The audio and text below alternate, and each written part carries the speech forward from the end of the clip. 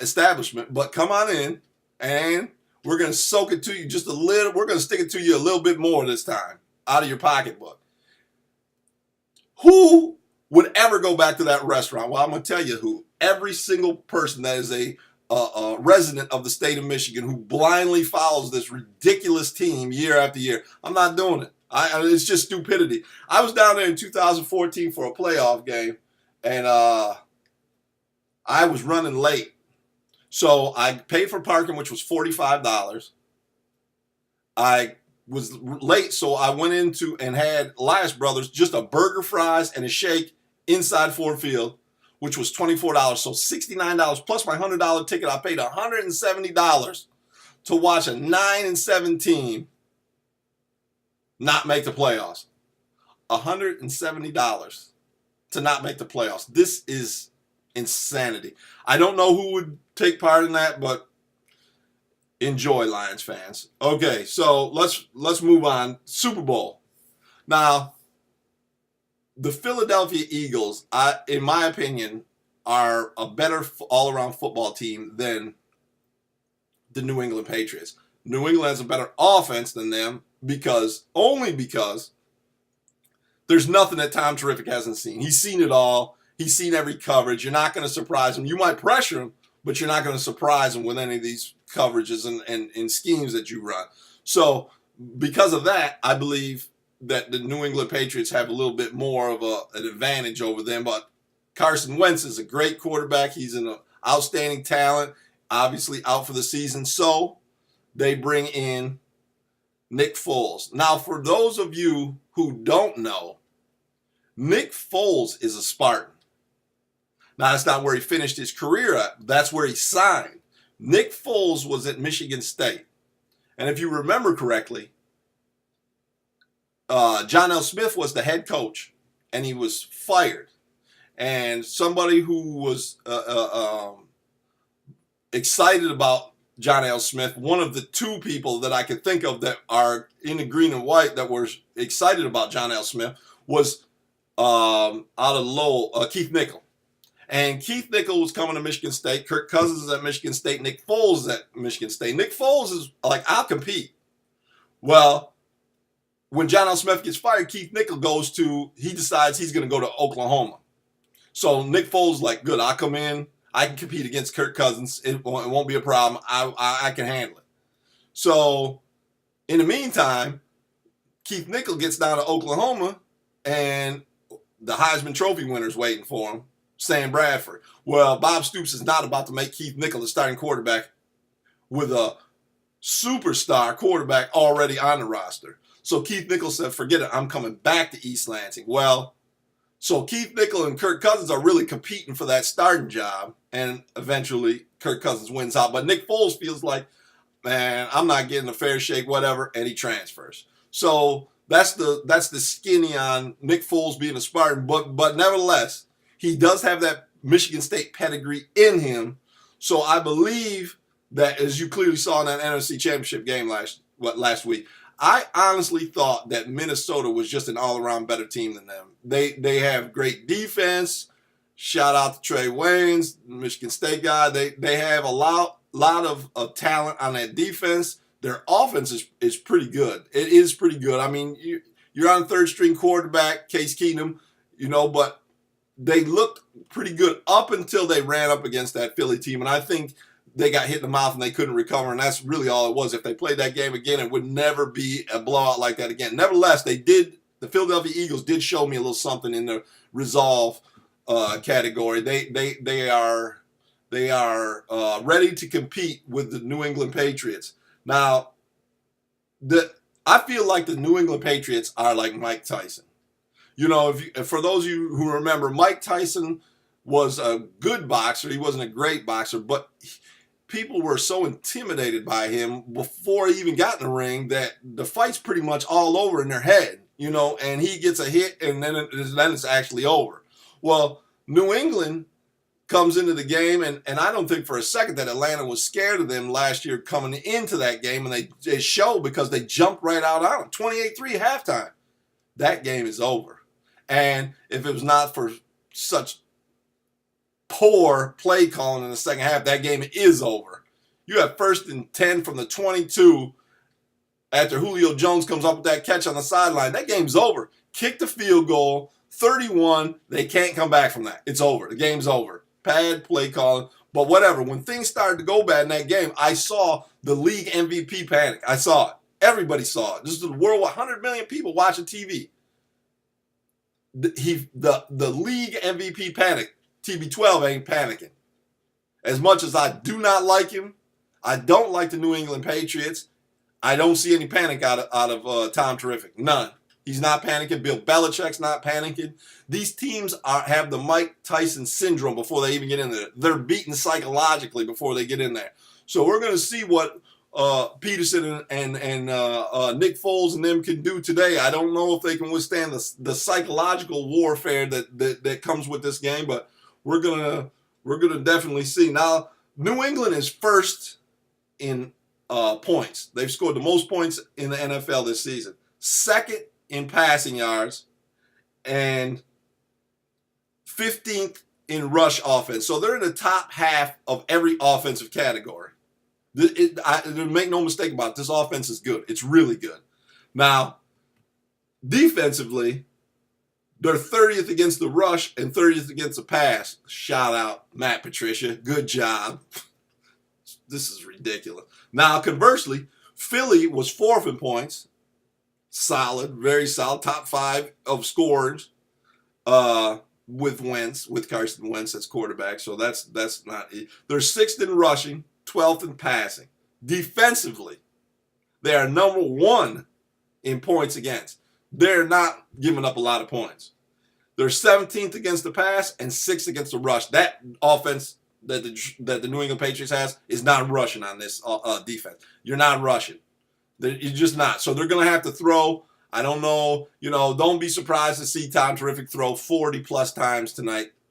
It's just the way that it's got to go. All these stats lead me to believe that Philly is just an all-around better team than New England. All around better.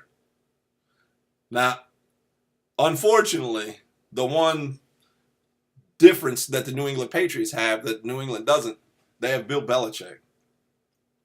And he's a cheater. We know he's a cheater. Nobody likes it, blah, blah, blah. Nevertheless, that guy knows how to coach football.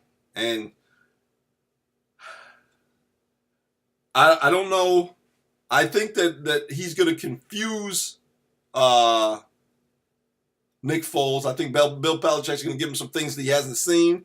He doesn't have a lot of experience of starting an NFL game, so I think he's going to confuse him.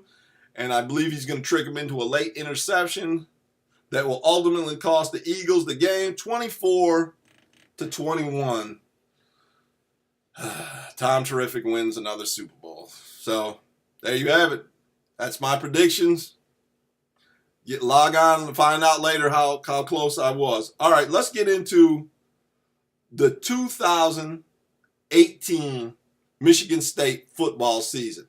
Now, before we even get started on this, I want you to circle Saturday, October 13th on the calendar. This is a huge day. This is going to be the biggest game in the Big Ten and one of the biggest games in college football all season long. People are like, who even play? Well, Trace McSorley and Penn State, that's who. Sparty has to go to Happy Valley. Now, the schedule sets up for Michigan State really well this year. 2018 is the year. Brian Lewerke, LJ Scott, the receivers that they have coming back, Cam Chambers, and just running their offensive line. Everybody came back on their offense. Everybody. They lost the center, Allen. Everybody's back. The entire team is back. They lost Chris Fry, which was the defensive captain, which is a little bit of a loss. He's replaceable though, and Cooper on that end. And I'm not sure about him because he provided constant pressure. Constantly, there was pressure on them. So I don't know if they can replace that. I don't know, but I'm excited about what D'Antonio does defensively. So I think they are going to replace it. So this team is bringing back 19 of 22 starts from a team that went 9-3. Now they did get the one game that I'll say Ohio State just handed it to us, and I don't really have an answer as to why that happened. That Northwestern game, there was a couple plays in that overtime, the second overtime, where crucial mistakes were made in coverage from the linebacker position of all positions, and there was some blown assignments, and Michigan State ultimately lost that triple overtime game to Northwestern, which was a heartbreaker. But the Michigan game next year is at home. Nobody cares. Michigan is year after year they're garbage. They're really a bad program with a. If you get a chance, check out my blog, because man, oh man, $9 million for your head coach. Jeez, Marion Joseph. Literally, I went around and checked the other stats for the other Power 5 teams that finished third or worse, like he does every year, and they're in the $2 to $4 million range. Jim Harbaugh made $9 million he will make $9 million this year. That is just stunning to me. You literally are a terrible team getting paid $9 million. You're like, what are you talking about? We just had a hard year. Wait, what? 2016 put 10 players in the NFL. 10 NFL players on that roster. Can't win the division. Can't play in the Big Ten championship game. I can't give the University of Michigan, the only way they're getting there is I got to give them directions. They are not invited ever to play in the Big Ten championship game. You start talking about some national championship, would you knock it off? Stop. I'm not even going to go into that. It's ridiculous. So, home game against Ohio State for Michigan State this year. I think that will be the deciding factor. They don't have a quarterback. Well, I'm sure they have a quarterback. J.T. Barrett is gone finally.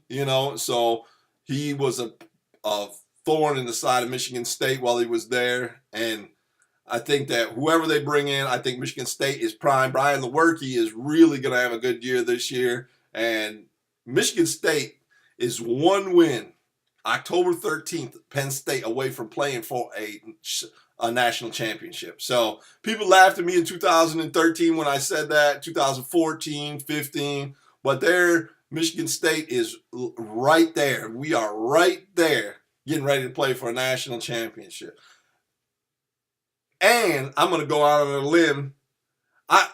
Before I get to that, let me say this. I want you to remember two names two incoming freshmen that you have not heard of yet, but I want you to remember these names because I looked at their huddle tapes and I did a little research on them. Kalon Gervin in that secondary, the no-fly zone will be back for sure. I'm talking about Kalon Gervin is so good and fast. His recovery speed, his covers, the way Kalon Gervin, remember that name. And the other one is, he played quarterback for Muskegon this season. I don't think he's definitely not going to play quarterback at Michigan State, but he's an athlete. And his name is Ladarius Jefferson. I want you to remember that because those two should contribute immediately. Both of them should come right in and be starters. I think they will. I think that Michigan State will be even better with a softer schedule next year. So 9-3, 11-1, 12-0. Yeah. And then two sleepers that I want you to remember might not contribute right away, but are going to be impactful on Michigan State's football team. Chase Klein. Now, everyone knows Joe Bacci is the linebacker going forward. But redshirt this kid, Chase Klein, this year. Take a year to watch in Joe Bacci's senior year. Chase Klein takes over his redshirt sophomore year, and there's no missing. I mean, this kid is a more athletic Max Bulla. Now, what made Max Bulla special was the way that he processed information so quickly, and they called him a computer. He knew every line. He got everybody in the right position. Now, I don't know about Chase Klein. I've never talked to him. I don't know anything about him. What I do know is physically, he has all the tools to be the most dominant linebacker in the Big Ten. So remember that name, Chase Klein. And the other one, Jess Lord Boateng. Remember that name. This guy he's electric. Jess Lord Boateng. Remember that name. I told you that. And the one player on that team that did not get a lot of shine last year, that will be very impactful this year, Cam Chambers, the wide receiver out of New Jersey. He's really excited.